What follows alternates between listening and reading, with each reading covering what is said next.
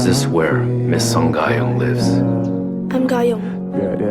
Who are you? I'm an acquaintance of your father's. I have a gift I was instructed to bring you, miss. Did he send you here? So he could see how I've been doing? Know what you could tell him? That I stopped waiting to hear from him a long time ago. I'll pretend my dad doesn't exist and he can forget about me too. These were your father's belongings.